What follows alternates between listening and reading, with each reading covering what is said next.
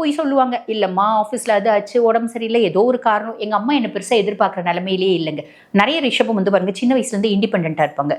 எங்கள் அம்மா பெருசாக என்னை எதிர்பார்க்குற நிலைமையே இல்லை. அப்போ ரொம்ப சந்தோஷம் எனக்கு. இன்னும் கொஞ்சம் நான் என்னோட சேவிங்ஸ் எல்லாம் நான் எடுத்து அந்த பிள்ளைக்கு செலக்ட் பண்ணுவேன், செலவு பண்ணுவேன். அந்த பிள்ளை மேலே உருகி உருகி உருகி உருகி லவ் பண்ணுவேன்.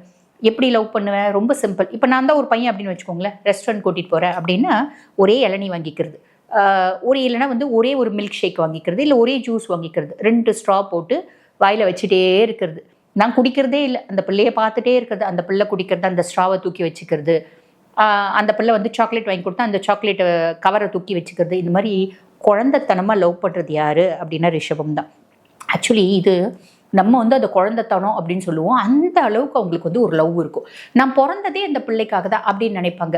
இப்படிப்பட்ட பிள்ளை இந்த பையனை வந்து ப்ராப்பராக வந்து பார்த்துக்குமா, கடைசி வரைக்கும் வந்து லவ் வந்து நிற்குமா? பெரும்பாலும் இவங்க துலாம் தனுசை வந்து லவ் பண்ணும்போது அந்த லவ்வில் காம்ப்ளிகேஷன் நிறைய வர்றதை நான் பார்த்துருக்கேங்க. லவ்வில் காம்ப்ளிகேஷன் வரும். அந்த பிள்ளை வந்து இந்த பையன் ரொம்ப சல்லை பண்ணுறான், ஒரு நாளைக்கு யாருன்னு ஒரு மெசேஜ் அனுப்புகிறான், சாப்பிடுமா, தூங்குமா, உட்காருமா, ஏம்மா, ஏதுமா, சின்ன ட்ரெஸ்ஸு, கொஞ்சம் யாராவது வந்து இவங்களை ஒரு வித்தியாசமாக பார்க்குறாங்க. உதாரணத்துக்கு இந்த பிள்ளை வந்து கொஞ்சம் வெஸ்டர்னைஸ்டாக ட்ரெஸ் பண்ணிட்டு இருக்கு, கொஞ்சம் லோ நெக் போட்டிருக்கு, ஒரு சின்ன ஸ்கர்ட் போட்டிருக்கு அப்படின்னா மற்றவங்க யாராவது அந்த பிள்ளையை சாதாரணமாக பார்த்தா கூட இந்த பையனுக்கு பிடிக்காது. அந்த அளவுக்கு பொசசிவ்னஸ் வரும். அந்த அளவுக்கு பொசசிவ்னஸில் நீ இந்த ட்ரெஸ் போடாத, வேண்டாம்.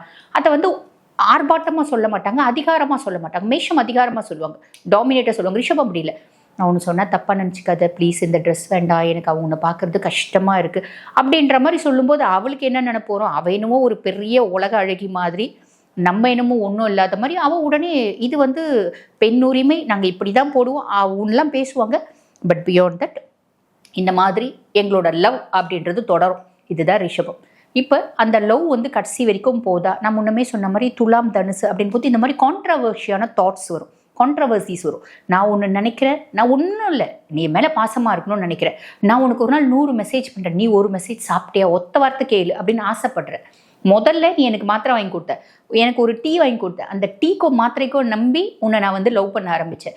இப்போ டீ குடிக்கிறியான்னு கேட்க மாட்டேன்ற, எவ்வளோ உடம்பு சரினாலும் என்னை நீ கண்டுக்கவே மாட்டேன்ற அப்படின்ற மாதிரி உள்ளுக்குள்ளே குமுறி குமுறி குமுறி அழுவாங்க. ஒரு ஸ்டேஜ் அந்த பிள்ளை வரும், இந்த பையன் வேண்டாம் நம்மளுக்கு, இந்த பையன் வந்து ரொம்ப சல்லை பண்ணுறான், பாசம், அன்பு, உண்மையான நேசம் அப்படின்னு நம்மளை ரொம்ப டார்ச்சர் பண்ணுறையா, லவ் டார்ச்சர் பண்ணுறையா அப்படின்னு சொல்லிட்டு அந்த பிள்ளை ஒதுங்கிடுது அப்படின்னு வச்சுக்கோங்களேன். இவன் என்ன பண்ணுவான், சூசைட் அட்டம் பண்ணுவான், தாடி வச்சுப்பான், தண்ணி அடிப்பான். அதாவது லவ்வுக்காக தன்னோட வாழ்க்கையை முடிச்சுக்கிற நிலவுக்கே போகக்கூடிய பர்சனாலிட்டிஸ் யாரு அப்படின்னா அது ரிஷபம் தான்.